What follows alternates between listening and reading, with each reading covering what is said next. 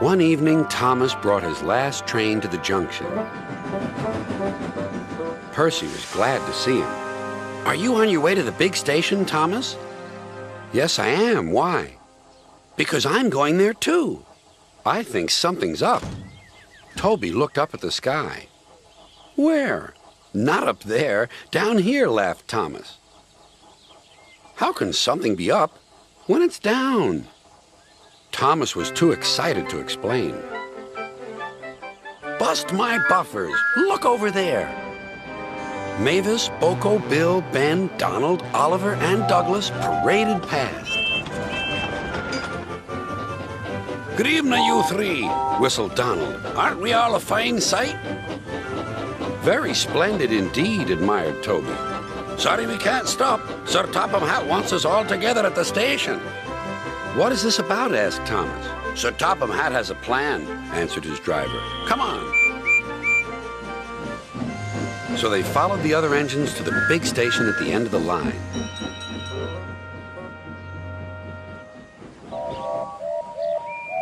"Silence!" called Sir Topham Hatt. "I have an important letter to read from a little girl who is 5 years old." "Dear Thomas and all the engines, please can I meet you? My friends say they would like to meet you too. You could come to my house for tea, but my mummy says there aren't any railway tracks to my house. Can you come to the station instead?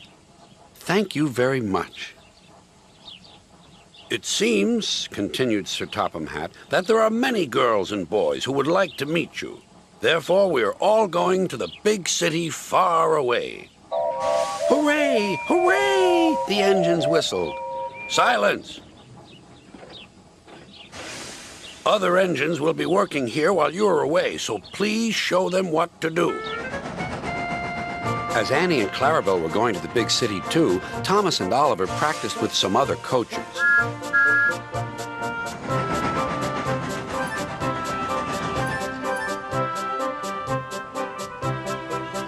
Thomas grew more and more excited. Too excited for his own good. "I'm glad I'm a splendid engine," he puffed. "Sir Topham Hatt thinks I'm really useful. I had a race with Bertie once. I whooshed through the tunnel and stopped an inch from the buffers." Then Thomas made his mistake. "Just like this," he boasted.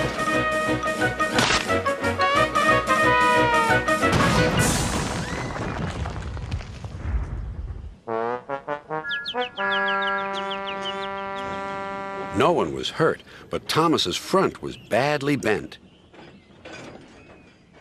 They telephoned to Sir Topham Hatt. "I'll send up the workmen," he said. "But if they can't mend Thomas in time, we'll have to go to the big city without him." Poor Thomas. 8 o'clock next morning, the engines waited at the junction. Toby and Percy were each on a truck, and Duck had pushed them into place behind Edward. Gordon, James, and Henry were waiting to lead off. They whistled impatiently. Sir Topham Hatt looked at his watch. "I'll wait 1 more minute for Thomas, then we have to go."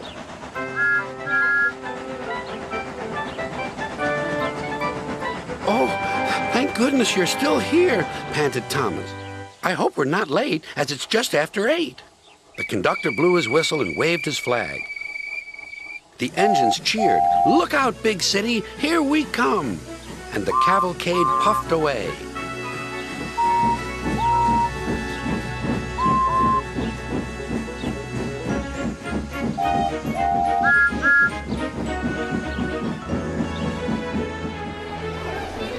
Later in the big city, all the engines were lined up in a splendid shed. The children were delighted to meet their friends. "I'm glad the little girl wrote to us," whispered Thomas to Percy. "Isn't it wonderful what happiness a letter can bring?"